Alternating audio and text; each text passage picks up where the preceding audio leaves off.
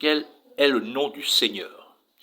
J'ai fait une première vidéo dans laquelle j'expliquais l'absurdité de négliger ce nom, la bêtise de ne pas considérer ce nom tel qu'il doit être, le fait de pouvoir le prendre pour un nom secondaire, la vocalisation exacte que l'ange a amenée de la part de l'Éternel des armées ne peut être prise pour une légèreté, pour une banalité. Si le Seigneur avait un nom bien précis, je pense que c'est pas quelque chose qu'on peut négliger en disant que non, c'est pas l'essentiel, ça ne change rien à notre salut. Si quelqu'un s'appelle Kumba et vous l'appelez Kamba, faites l'expérience. Dans ce monde actuel, ça bouleverse tout. Ça peut le coincer. S'il s'appelle Kumba et vous écrivez Kamba, il s'appelle Kamba, vous écrivez Kumba, eh bien c'est la catastrophe. Donc les noms des grands hommes sont respectés. Je dis, les noms des grands hommes sont respectés dans la forme et dans le fond.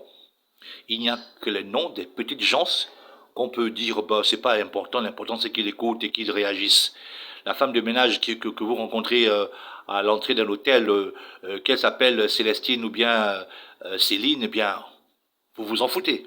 Entre parenthèses, c'est pas mon genre, mais vous vous en foutez parce que bon, qu'elle s'appelle Célestine ou Céline, bon, c'est pas important parce que elle est, disons que de par sa position professionnelle, bon, ça pèse pas, ne pèse pas, donc qu'on appelle Célestine ou Céline, mais le PDG de la société, vous, employé, si vous osez vous planter sur son nom, ça peut vous coûter très cher. Donc, le Messie, pour moi, c'est le roi des rois, le Seigneur des seigneurs. Tout ce qui le concerne est important, est grandissime, glorieux. Donc, la vocalise exacte de son nom, je la cherche. Et je considère que celui qui néglige le nom du Seigneur en disant s'il s'appelle Jésus ou Issa ou Jesus, etc., ça n'a aucune importance. Il y en a qui disent que mais Jesus c'est en anglais, Jésus c'est en français. Mais dites-moi un peu, Donald Trump, en français c'est quoi? Donald Trump, en pygmée c'est quoi? Donald Trump, en chinois c'est quoi? Les noms des grands ne changent pas en fonction, n'est-ce pas, des populations. Non. Et puis, un grand homme, il appartient forcément à un peuple. Et son nom a une valeur dans ce peuple. Est-ce que vous avez le droit de changer son nom en fonction de votre langue, etc. Non. Le nom du Seigneur pèse et il s'impose. Bon, je vais essayer de faire la deuxième vidéo, donc le 2 de cette question au sujet du nom du Seigneur. Alors, le nom du Seigneur, officiellement, mondialement, c'est connu comme étant Jésus. Bien sûr, chez les francophones. Alors, Jésus. Déjà, la lettre J n'existe pas en hébreu, ça on le sait. Et dans la plupart des anciennes langues, les langues vraiment du passé, dans les vieilles langues, le J n'existe pas. C'est plutôt le Y qui est à la place du J. Donc, est-ce qu'il aurait pu s'appeler Jésus? Non, c'est simple comme bonjour. Il ne pouvait pas porter un nom dont la lettre a été créée des siècles après. Non, dont la première lettre a été créée des siècles après. Donc, il ne peut pas s'appeler Jésus. Le son U n'existe pas aussi, n'est-ce pas, en hébreu, l'hébreu que nous connaissons. Le son U, n'est-ce pas, c'est le son OU. Un peu comme chez les Africains, les Bantous notamment, tout ce qui est U, c'est OU. Même en espagnol, on ne dit pas Manu, on dit Manu, n'est-ce pas, je pense. Hein. Donc, il ne peut pas s'appeler Jésus. Est-ce que c'est Jesus? Jesus, non. C'est évident, c'est pas Jesus, c'est pas son nom. Même si, je peux dire entre parenthèses, il fait grâce à travers ce nom, ce n'est pas son nom véritable. C'est pas parce que ce qui est faux marche que ce qui est faux devient vrai. Non, c'est pas parce que ce qui est faux marche que ce qui est faux est devenu ce qui est vrai. Le Seigneur s'attache à la vérité et il est la vérité. Même s'il te fait grâce, ne te fais pas avoir parce que la Bible dit que la grâce est trompeuse. Ok, je vais vous amener dans une réflexion. Ok, les musulmans disent Issa. Les musulmans disent Issa.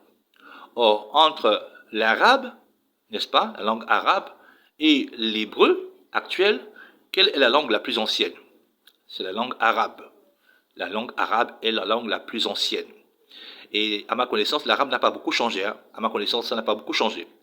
Donc, l'hébreu actuel, on appelle ça normalement l'hébreu moderne. L'hébreu moderne, pourquoi? Parce que ce n'était pas l'hébreu qu'il y avait à l'époque biblique. Et aujourd'hui, on a découvert le paléo-hébreu, pour ne pas dire le proto-hébreu. Donc, le paléo-hébreu n'a rien à voir avec l'hébreu actuel, qu'on reconnaît aujourd'hui être simplement le yiddish. Il y a une technique qui permet d'identifier l'origine d'un peuple à partir de sa langue. C'est une science, c'est une technique des scientifiques, voilà. Et quand on a fait cela avec l'hébreu actuel, n'est-ce pas, notamment avec le yiddish, la langue souche de l'hébreu moderne, eh bien, on a reconnu que les populations juives officielles d'aujourd'hui viennent de quelque part vers la Turquie, vers l'Orient oriental en tout cas. Donc, en fait, l'hébreu parlé aujourd'hui n'est pas le véritable hébreu. L'hébreu moderne est une création, une invention à partir d'une langue qui existait déjà, qui est, n'est-ce pas, le yiddish. Donc, l'hébreu ancien, parlé à l'époque, n'était pas celui qui est parlé aujourd'hui, c'est un mensonge. On a usurpé le mot hébreu pour mettre ça sur une langue qui est fausse, n'est-ce pas? Donc, allons-y un peu dans les noms actuels de la Bible, tels que le nom Ésaïe. Ésaïe signifie, bon, je vais prendre le nom, juste pour la pédagogie, je vais prendre le mot Dieu. Le mot Dieu ne désigne pas l'éternel créateur du ciel et de la terre. Dieu désigne une idole, ça désigne le diable. Bon, vraiment, c'est vraiment que le Seigneur me pardonne, mais je utilise ce mot parce que, bon, pour que les gens puissent comprendre facilement. Donc, le mot Ésaïe signifie Dieu sauve. Le mot Jésus signifie aussi Dieu sauve. Jesus signifie aussi Dieu sauve. Yehoshua signifie aussi Dieu sauve. Yeshua signifie aussi Dieu sauve. Donc toute cette mélasse, dans ce désordre, il faut savoir quel est le nom du Seigneur et il faut user l'intelligence. Ok. Vous allez remarquer une chose, c'est que les noms de l'hébreu à l'anglais, sont plus proches de l'original.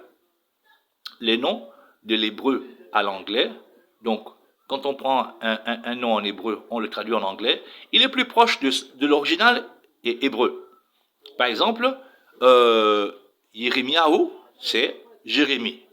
Et Yirmiyahu, c'est dit en anglais Jeremiah. Entre Jeremiah et Jérémie, qu'est-ce qui est plus proche de Yirmiyahu? C'est bien sûr Jeremiah qui est en anglais. Le nom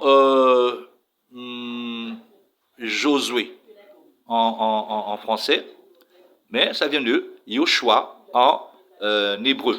Or, Yoshua en hébreu, c'est dit Joshua en anglais.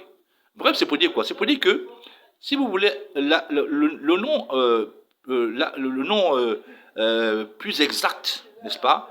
Référez-vous à l'anglais par rapport au français. Si vous voulez le nom plus exact, en général, référez-vous à l'anglais par rapport au français. Donc, Jérémia, Yirmiyahu, voilà, et Ésaïe, qui est le même nom dans la signification, c'est le même nom que Jésus. Isaïe se dit Isaïa, Isaïa, Isaïa. Or, Isaïa, n'est-ce pas, c'est le nom, n'est-ce pas, du Seigneur chez les musulmans. Ils disent Issa. Alors, Issa, tu ajoutes simplement Ya, tu as Isaïa. Or, on sait que les musulmans ont toujours contesté et contestent toujours la divinité, entre parenthèses, du Seigneur. Donc, Ya, justement, indique cette divinité. Ya, le mot Ya, n'est-ce pas, indique cette divinité, cette divinité. Donc, Isaïa a pu très bien devenir Issa, simplement parce qu'ils n'ont pas voulu reconnaître en l'Éternel, en notre Seigneur, l'être supérieur, n'est-ce pas, comme en Afrique ici, pour dire le grand, on dit Ya, Yaya, le grand. Pour dire celui qui est grand, qui est élevé, on dit Ya ou Yaya. Donc, les musulmans ont très bien pu enlever le Ya, n'est-ce pas, pour que ça reste simplement Issa.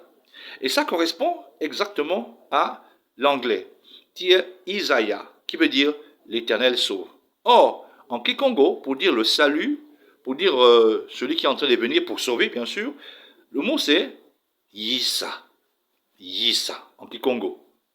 Et si on ajoute Ya, qui veut dire celui qui est élevé, celui qui est grand, eh bien nous avons Yissaya, qui veut dire donc celui qui vient pour sauver et qui est élevé. Donc, pour ma part, je considère que le nom du Seigneur, comme le disent beaucoup de frères, parce que j'ai entendu des gens dire que le nom du Seigneur c'est Isaiah, j'ai entendu des gens dire, le démontrer, et moi je me suis mis à réfléchir dessus, j'ai eu une autre piste. à part le fait que le Kikongo, n'est-ce pas, nous aide à mieux comprendre certains aspects de la linguistique, n'est-ce pas, hébraïque, n'est-ce pas? Donc, nous avons ici une preuve à partir de la langue arabe, qui est la langue qui est plus ancienne, parce que l'arabe est plus ancien que l'hébreu moderne, qui est un faux hébreu. L'arabe est plus ancien. L'arabe, n'est-ce pas, n'a pas été modifié en tant que tel. Il n'y a pas l'arabe moderne n'existe pas. L'arabe moderne n'existe pas. Je ne connais pas. On sait que c'est l'arabe, c'est l'arabe. Donc l'arabe n'a pas vraiment évolué ou bien n'a pas suivi trop les transformations. Or, on reconnaît que l'hébreu actuel n'a rien à voir avec l'hébreu ancien, le proto-hébreu.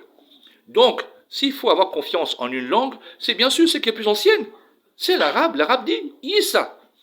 Or, on sait que le nom Ésaïe qui veut dire Dieu sauve, parce que Jésus c'est quoi? Dieu sauve.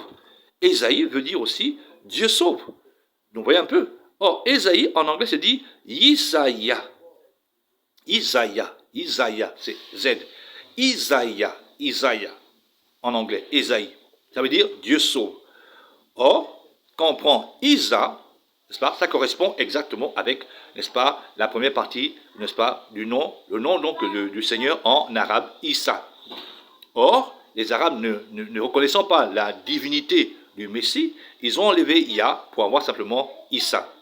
Donc, et quand on voit que en Kikongo, le salut, n'est-ce pas, ou la délivrance se dit Issa, et vous avez Ya à côté, donc il est fort probable, je dis bien, moi je suis en quête, je ne dis pas que je suis arrivé, je suis en quête.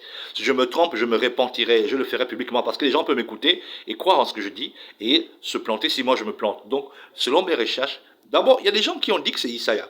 Il y a des gens qui l'affirment, des personnalités éminentes qui disent que le nom du Seigneur véritable c'était Isaiah. J'ai écouté, mais j'ai dit, je ne peux pas croire, je ne peux pas accepter comme ça, il faut que j'ai une confirmation. J'ai fait des recherches et je suis arrivé à cette conclusion qu'effectivement, le nom du Messie, son véritable nom, c'est Yisaya. Yisaya. Il était africain, il était noir, il était bantou, et son nom véritable c'est Yisaya. Ce n'est pas Jésus ni Jesus, ce sont des fabrications sataniques démoniaques pour vous éloigner de lui, parce qu'à force de dire Yisaya, Jésus, vous appelez quelqu'un, mais ce n'est pas le Seigneur qui vient, c'est autre chose qui vient. Il vous fera sentir bien, il vous fera sentir des bonnes ondes, vous pleurerez et vous aurez même des miracles, etc. Mais en fin de compte, vous allez vous retrouver en train d'avoir des désirs, des pulsions charnelles bizarres. Vous n'allez pas comprendre. Je dis, mais comment je vais à l'église, je prie, mais qu'est-ce qui se passe? Pourquoi est-ce que j'ai des envies comme ça? Pourquoi je fais ça? Pourquoi je fais ça? Parce que celui que vous invoquez n'est pas réellement le Seigneur. Et tous ceux qui prient Jésus, qui invoquent Jesus, etc., on fera l'expérience tôt ou tard. Donc, revenez au nom véritable du Seigneur. Je reprends, c'est Yisaya, Y-I-2-S-A-Y-A. Yisaya, le nom véritable du Seigneur. Si, je vous assure, je suis quelqu'un de honnête. Si je découvre que c'est faux, je me suis trompé, je me suis planté, je me repentirai. Mais aujourd'hui, j'en ai la conviction, la confirmation. Hein, et donc, que le Seigneur vous bénisse. À la prochaine.